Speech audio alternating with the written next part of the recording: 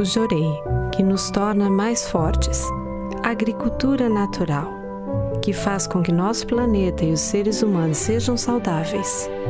Os alimentos naturais, que fazem bem para a nossa saúde, são deliciosos. Os solos sagrados e os museus de belas artes com suas obras, que nos deixam tão felizes, todos estes são tesouros que Meixo Sama levou vários anos para reunir e concedeu a nós. Quero fazer todos felizes. Este é o maior desejo de Meixo Sama.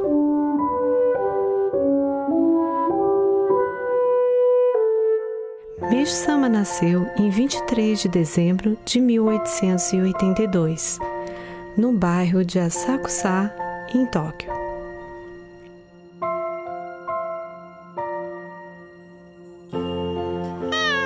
Oh, é um menino! Recebeu o nome de Mokichi. Possuía um físico fraco e adoecia com frequência. O pai, Kisaburo, adorava o belo e era bastante afetuoso. Sua mãe, Tori, era dócil e trabalhadeira. Shizu e Takejiro eram os irmãos mais velhos. Ele era, portanto, o caçula da família Okada.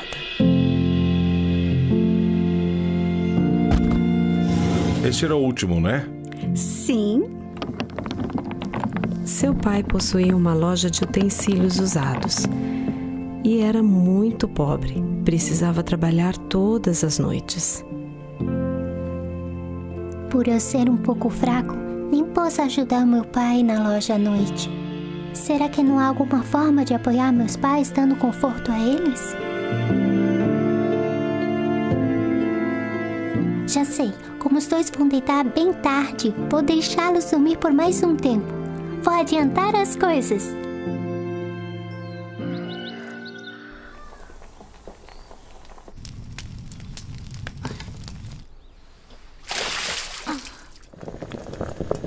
Ué, o que está acontecendo? Quem será que está preparando o arroz? O que houve?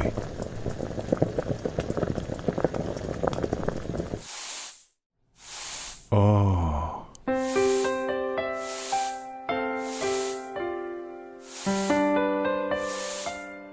Há tantas coisas para fazer de manhã.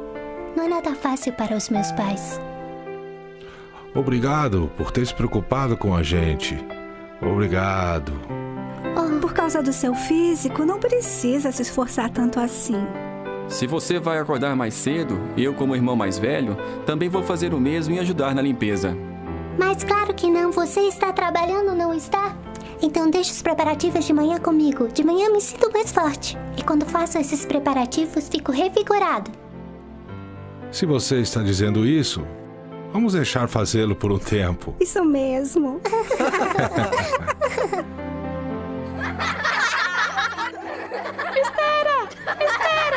Como sua saúde era fraca, ao invés de correr e brincar, Meixo Sama costumava ficar lendo ou desenhando. Sua mãe me disse que você queria falar comigo. É verdade. Papai, por favor, deixe-me ir para a Escola de Belas Artes. Eu quero ser pintor.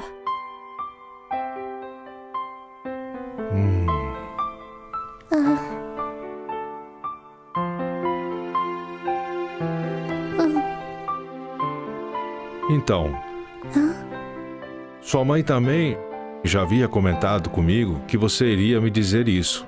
Vamos lhe dar todo o apoio. Por isso, dê o seu melhor. O senhor permite mesmo? Muito obrigado. Que bom. Na primavera de 1896, Meixo Sama, aos 13 anos, formou-se com excelente aproveitamento na escola primária Asakusa. No outono do ano seguinte, dedicou-se ao sonho de se tornar pintor e foi admitido no curso preparatório da Escola de Belas Artes de Tóquio. Cheio de esperança, não conseguia conter a alegria de poder pintar. Porém, alguns meses depois, contraiu uma grave doença nos olhos. Você tem uma doença maligna em sua vista. Como assim? Vou ter dificuldades para enxergar? Bem, é possível que isso aconteça. Seria bom não usar muito os olhos. É uma doença maligna na vista. Meu sonho de ser pintora acabou.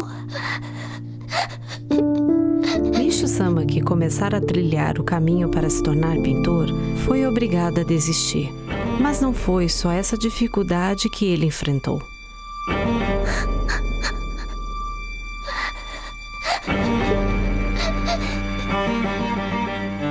Contraiu várias doenças, uma após a outra. Tuberculose, hemorroidas, dor de estômago, reumatismo, catarro intestinal, periodontite, problemas nas válvulas cardíacas, entre outras. Conseguiu superar essas doenças com a adoção de uma dieta vegetariana, entre outras medidas. Com isso, surge um sentimento altruísta em relação ao sofrimento das pessoas, o que se tornou a força propulsora que gerou o Jorei e a agricultura natural.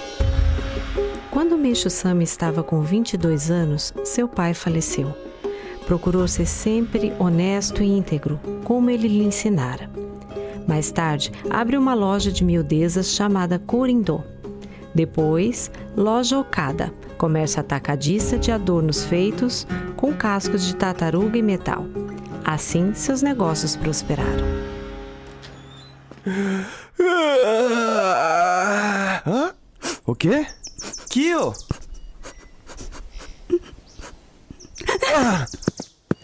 O que aconteceu? Você não tinha voltado para sua família em Shiba por causa da doença? Me desculpa.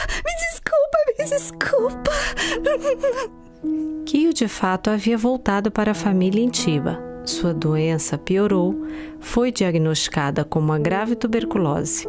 No entanto, foi vista como um estorvo para a família que era muito pobre. Mandaram-na voltar a trabalhar e assim ela fez, pedindo ajuda, chorando. Que história terrível. Desculpe, patrão.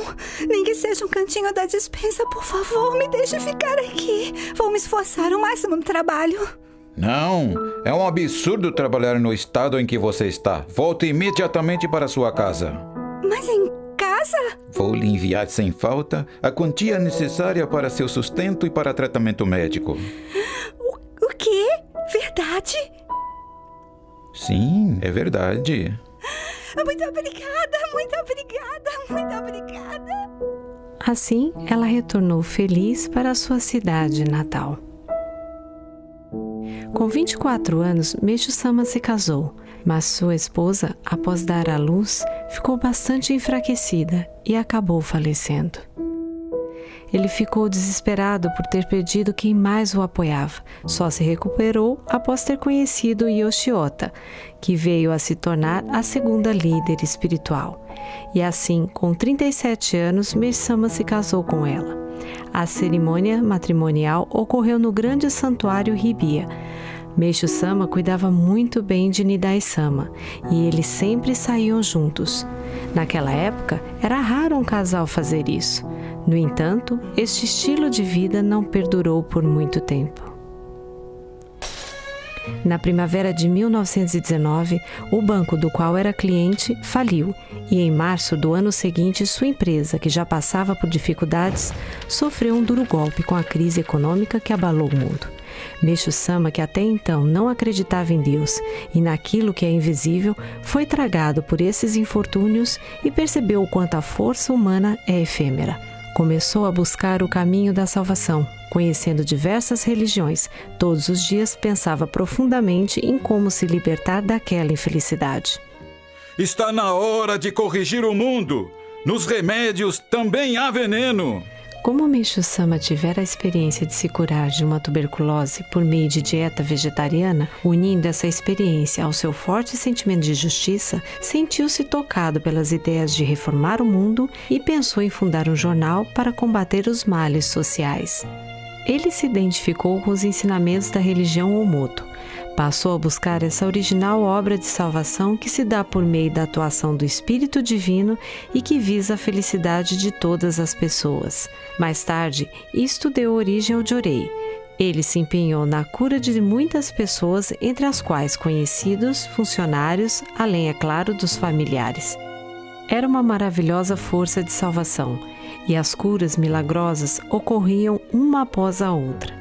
Pacientes desenganados ou com graves enfermidades eram salvos, sucessivamente. Sua reputação foi se espalhando e muitas pessoas vinham visitá-lo.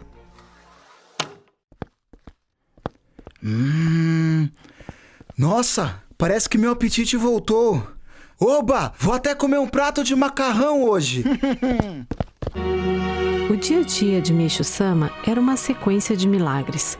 Quanto mais ele duvidava desses acontecimentos, mais eles ocorriam, acabando com as incertezas.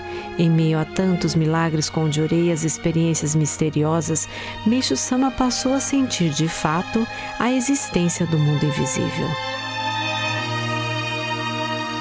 Prepare papel e caneta. Está bem. No final de dezembro de 1926, Meishu-sama recebeu uma revelação divina. De repente, as palavras começaram a fluir ininterruptamente, alheias à sua vontade. Seu conteúdo abrangia desde os tempos primitivos, a começar pela formação do Japão até o futuro. Ao mesmo tempo, foram esclarecidos o passado, o presente e o futuro do próprio Meishu-sama. Ele deixou a loja Okada aos cuidados de seu gerente e passou a se dedicar apenas ao caminho da fé. Em 15 de junho de 1931, Meishu-sama, com Nidai-sama e um grupo de servidores, escalou o Monte Nokogiri, na província de Chiba.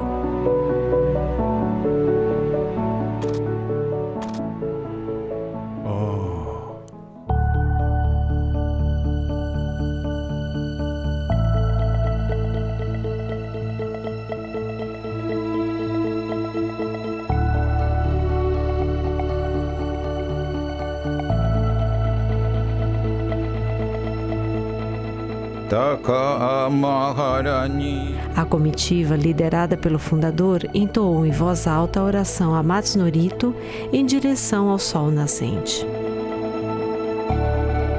Algo misterioso ocorreu. No topo daquele monte, Meishu-sama sentiu que iniciara a transição da noite para o dia no mundo espiritual, ou seja, o mundo invisível sairia da escuridão da noite para a claridade do dia. Em outras palavras, ele recebeu a revelação divina de que o mundo passaria por uma grande transição, tornando-se o mundo do bem no qual as pessoas altruístas serão felizes.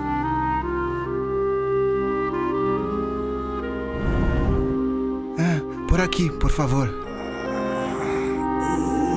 Parece ser uma doença muito séria. No início da obra divina, o próprio Meishu-sama ia às casas das pessoas que sofriam com doenças para lhes ministrar Jorei.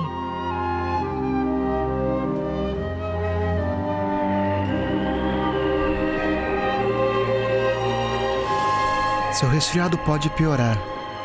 Não seria melhor o senhor ir descansar por hoje? Não, há pessoas muito mais doentes do que eu esperando por mim.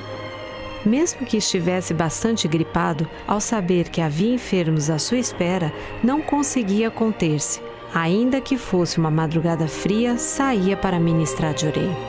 Meu resfriado ainda não passou. Como sofro indo para lá e para cá nas noites de frio.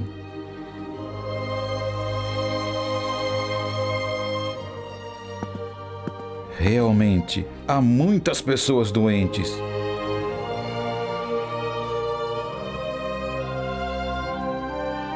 Quero ajudar a todos. Como passou por várias doenças, tinha o desejo de curar todas as pessoas que também sofriam.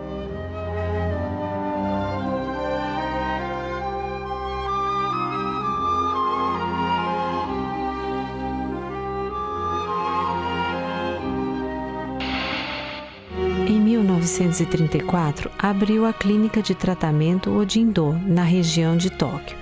Dessa forma, ele poderia salvar por meio do Jorei aqueles que sofriam com graves doenças. Os milagres ficaram conhecidos e formavam-se longas filas de pessoas que queriam recebê-lo. Meishu Sama foi aprofundando suas pesquisas sobre o mundo espiritual e adquirindo mais confiança no Jorei.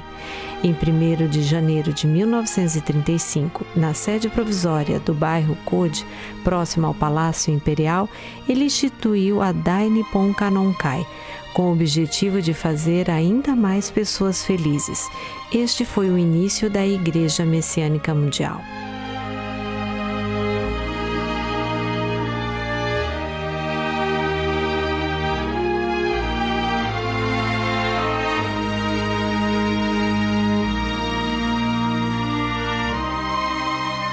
Inicialmente, somente Meishu Sama e alguns poucos discípulos podiam ministrar o Jorei.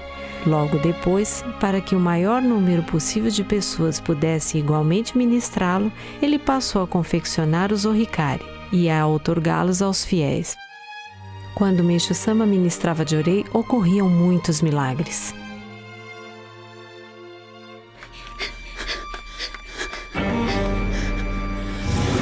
Meishu Sama precisa ministrar Jorei nela, por favor. Ela pode morrer a qualquer momento. Sim. Por favor, você precisa vir comigo.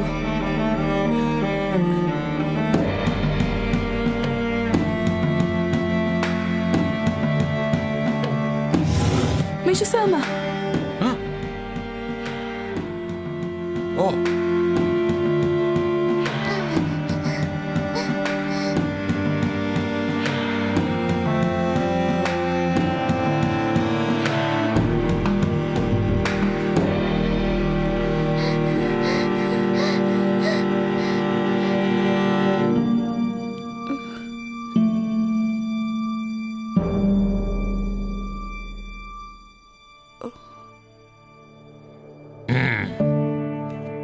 Terminei.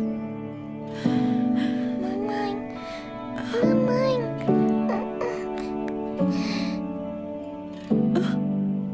Se demorasse mais um pouco, teria sido tarde demais. Eu nem sei como agradecer, Senhor. Muito obrigada.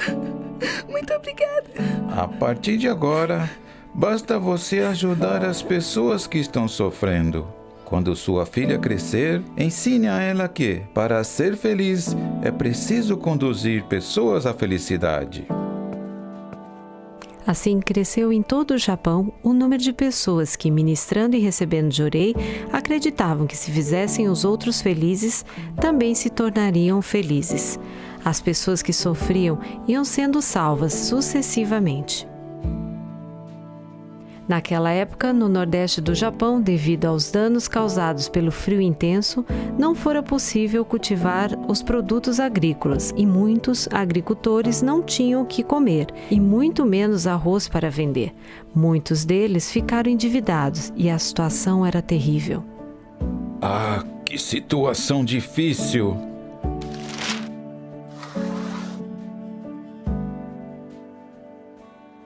Não há um dia sequer que os jornais não publiquem artigos sobre a devastação das terras agrícolas. Que peso no meu coração! Meishu Sama pensou seriamente em como fazer para salvar os agricultores. Nessa época, como uma revelação de Deus, teve uma ideia. Ele pensou em aplicar o princípio do Jorei à agricultura.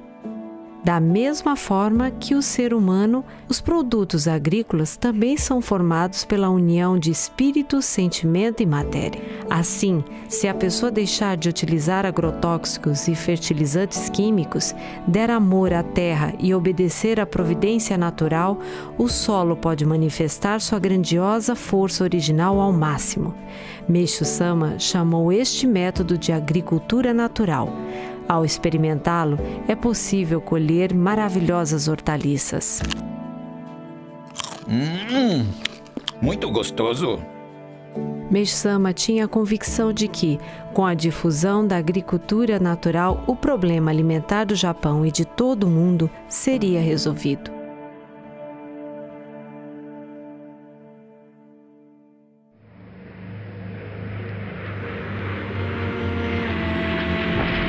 Em dezembro de 1941, o Japão entrou na Guerra do Pacífico. Pouco a pouco, o país foi sendo cercado e, após 3 anos, os bombardeios a diversas cidades japonesas eram bastante intensos.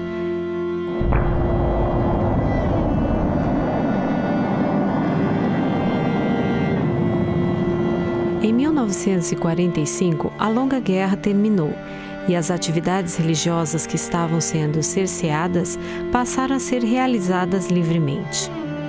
Meixo Sama diz que o paraíso terrestre é um mundo ideal sem doença, pobreza e conflito. É um mundo no qual as pessoas irão agir de acordo com a verdade, dedicar-se às boas ações e deleitar-se com a arte.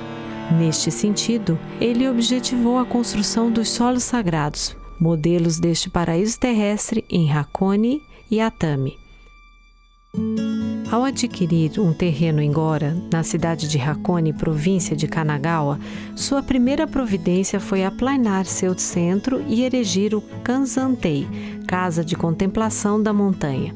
Depois foram feitos sucessivamente o Nikoden, Palácio da Luz do Sol, um original Jardim de Musgos e o Museu de Artes de Hakone.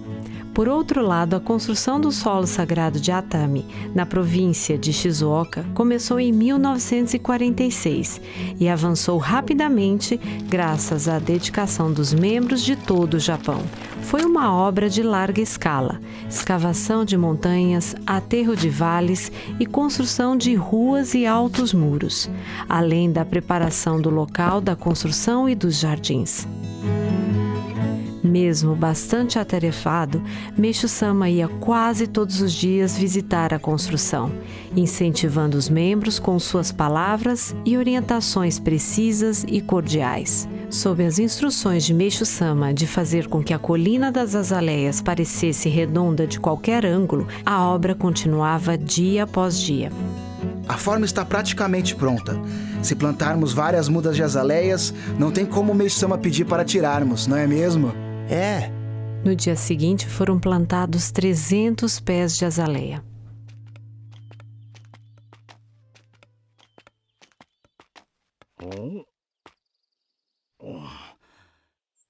Este formato não está bom. Façam o transplante das azaleias para outro local e comecem tudo de novo. O tom que Meixo Sama utilizava, não permitindo concessões, demonstrava sua firme convicção. Ah, agora está bom.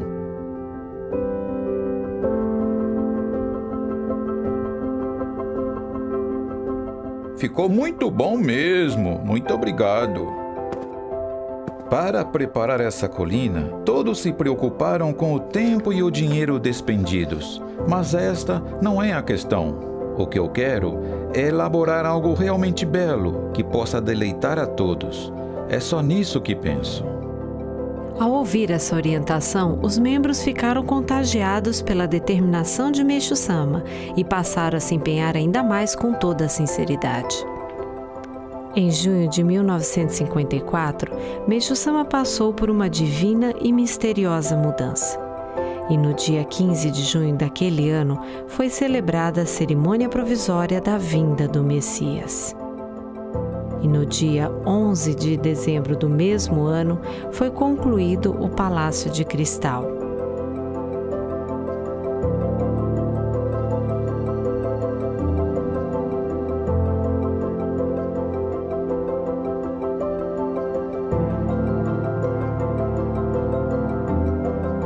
Meixo Sama, cumprindo a vontade divina, ascendeu aos céus no dia 10 de fevereiro de 1955, em meio ao perfume das ameixeiras brancas. Enquanto vivo, Meixo Sama afirmara que mesmo após sua partida para o mundo divino, ele continuaria irradiando sua luz com intensidade ainda maior. Realmente, seguindo suas palavras, ainda hoje muitas e muitas pessoas são salvas por meio da sua luz. E ainda foram concluídos o Santuário da Divina Luz, o Museu de Belas Artes MOA e a construção do Solo Sagrado de Kyoto também está avançando. Além disso, os membros do exterior construíram os solos sagrados do Brasil e da Tailândia, tomando como referência os protótipos do Japão. Em Angola, há grande expectativa quanto à construção do solo sagrado. A agricultura natural também está sendo divulgada em todo o mundo. Na África, por exemplo, que sofre com a questão alimentar, será inaugurada uma faculdade que formará líderes da agricultura natural. Lá há igualmente muito empenho na difusão da horta caseira. São atividades de salvação que tiram as pessoas da fome e se desenvolvem de maneira dinâmica. Hoje, a luz de salvação de Meixo Sama se estende a mais de 90 países. Para conduzir as pessoas à felicidade, Meixo Sama nos ensinou 3 métodos. A ministração do Jorei, que transmite o amor e a luz de Deus.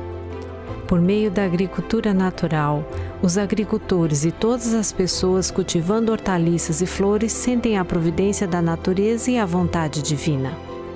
E não só o contato com a arte, mas também o cultivo de belos sentimentos, palavras e ações e a prática do amor altruísta. São estas as 3 formas. Hoje e sempre, Meixo Sama se encontra dentro de nós e nos concede sua força de salvação para que possamos conduzir à felicidade o maior número de pessoas. Seguindo seu exemplo, tornemo-nos pessoas úteis a Deus na concretização do paraíso terrestre.